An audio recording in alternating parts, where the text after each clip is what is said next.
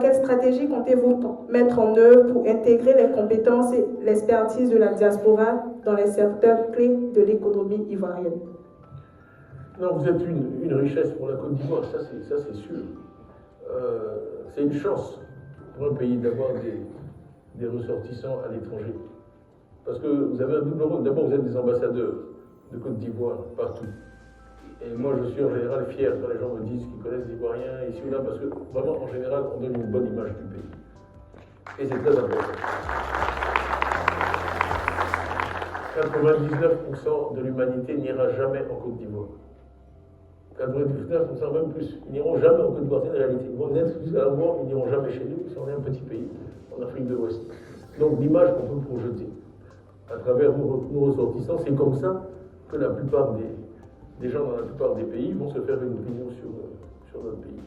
Donc, maltraiter la diaspora, ou les traiter comme des traîtres, ou des gens qui ne sont pas patriotes, c'est vraiment stupide.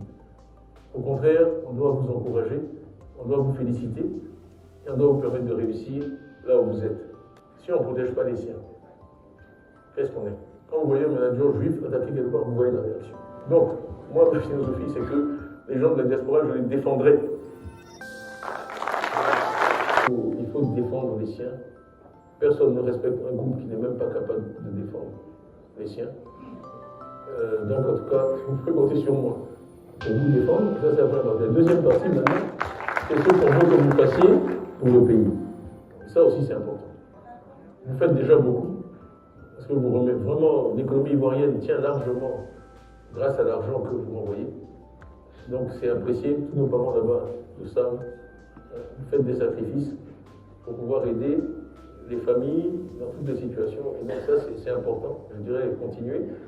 Bon, après, il y a des choses qu'on peut faire aussi pour vous faciliter ça. L'autre point, je dirais, c'est quelque chose que j'ai fait quand j'étais au MEP, avec un programme, ça c'est les lauréats du MEP, que j'ai créé pour lutter contre la fuite des cerveaux. Parce qu'un des problèmes clés, c'est le risque. Donc ce que j'avais négocié, j'avais obtenu 10 bourses, d'ailleurs du secteur privé ivoirien, en disant moi je vais vous attirer des gens de qualité. Et on avait fait 4 semestres de 6 mois. Il faisait 2 semestres dans le secteur public, dans des entreprises. J'avais négocié 2 semestres dans le secteur privé. Mais surtout, j'avais pris entre 25 et 30 ans étudiants ivoiriens. J'avais 450 candidatures. Pour 10 dossiers, on avait pris les 10 meilleurs. Il y avait 5 femmes, 5 hommes, la parité. 5 filles, 5 garçons. Tous exceptionnels, vraiment des parcours exceptionnels. Et donc, mais j'avais négocié une clause de retour pour chacun d'entre eux, avec l'institution d'où ils venaient, en disant, bon, si ça ne marche pas, ils peuvent... Et ça avait fait qu'en fait, le programme, du coup, c'est vrai que vous avez investi, vous avez pris des risques, vous avez développé une carrière, une situation. Bon, moi, je l'ai fait, je suis rentré au gouvernement, mais tout lâcher pour aller comme ça, c'est pas possible. Donc, trouver aussi des méthodes pour dérisquer, réduire le risque du retour, c'est quelque chose qu'on devrait faire. En tout cas, j'aurai certainement quelqu'un au gouvernement qui sera spécifiquement chargé